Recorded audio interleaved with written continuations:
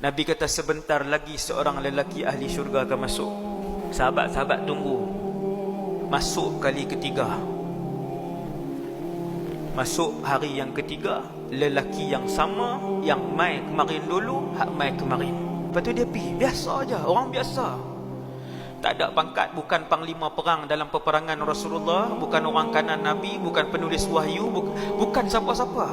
Ada satu orang sahabat nama dia Abdullah bin Amr ibn As, keturunan emas. Hak ni nama dia Abdullah.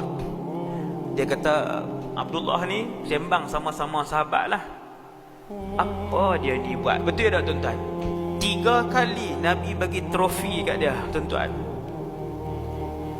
3 trofi ini, kalau orang buat pilihan kepada kita, nak bagi satu bumi kat kita dengan 3 trofi pujian daripada Rasulullah, hak mana kita nak ambil?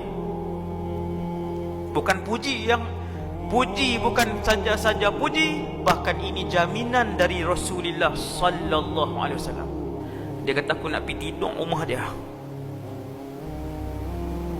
Aku nak pergi jadi tetamu di rumah dia 3 hari. Dia pun pergi. Aku ada masalah sikit dengan ayah di rumah. Ni Abdullah ni, sahabat Nabi. Dia kata, boleh tak nak tumpang rumah tuan? Dia pun tumpang selama 3 malam. 3 hari. Selama 3 hari itu, Abdullah ini, Abdullah bin Amr, dia perhati, dia ni hebat tang mana. Baca Quran banyak ke? Sedekah banyak ke? Dia jaga mak dia yang sakit ke? Semayang malam tak tidur 5 minit 10 minit saja ke? Selama 3 hari, dia tengok kawan ni daripada pagi sampai ke petang, petang sampai ke malam, malam sampai ke pagi esok. Dia kata tak ada beza dengan apa hak kami buat.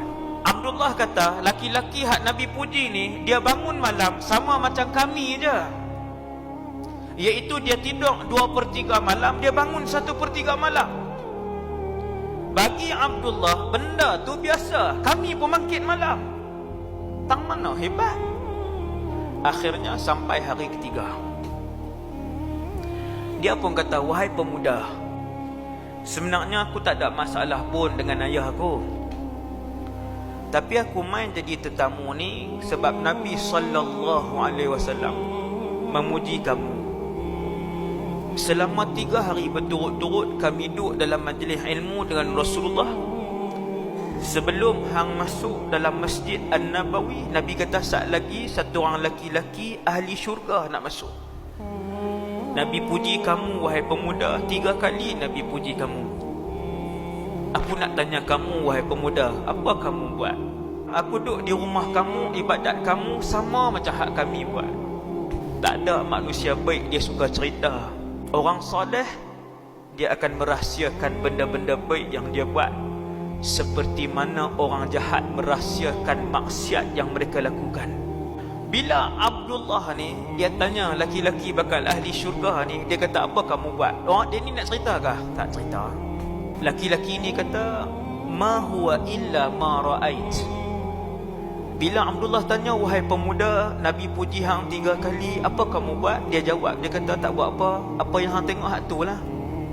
Nampak? Abdullah tanya lagi, dia bagi jawapan yang sama. Abdullah tanya lagi, dia bagi jawapan yang sama. Abdullah pun kata, tak apalah, aku minta diri. Bila dia berjalan pergi, pemuda ni panggil. Subhanallah. Dia kata, wahai Abdullah, inni la ajidu fi nafsi li ahadin minal muslimina ghishan. Dia kata, apa yang hang tengok tu saja yang aku buat, kecuali ada satu benda yang aku jaga kepada diri aku, iaitu aku tak pernah nak berdengki dan berdendam dengan mana-mana orang Islam. Nampak tak? Ciri ketiga bakal ahli syurga duduk tang mana? Kebersihan hati dia, kelembutan hati dia, kebaikan hati dia. Dia panggil kawan tu, dia kata, apa yang hang tengok, yang tu je aku buat.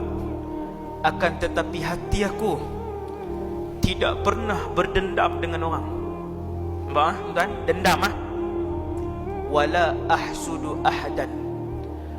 Aku tidak pernah berhasad dengki dengan siapa-siapa pun di kalangan orang Islam, walau apapun kebaikan dan kelebihan yang Allah bagi kepada saudara se-Islam aku.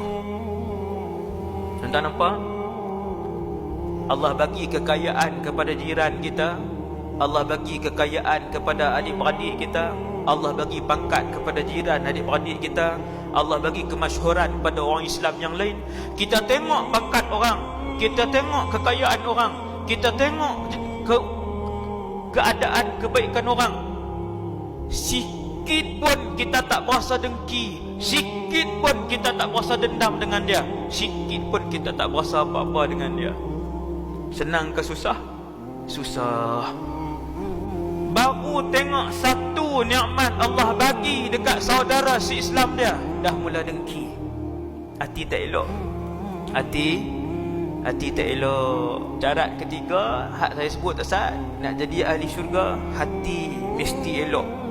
Bila lelaki tu bagi tahu apa rahsia dia, tuan-tuan, itulah rahsia lelaki bakal ahli syurga tu, maka jawablah Abdullah ibn Amr ibn al-As ni. Abdullah ni jawab, hadhihi allati balagat bik, inilah yang ada pada kamu, wa hiya allati la nutiq, dan benda inilah yang kami semua tak mampu buat. Hati.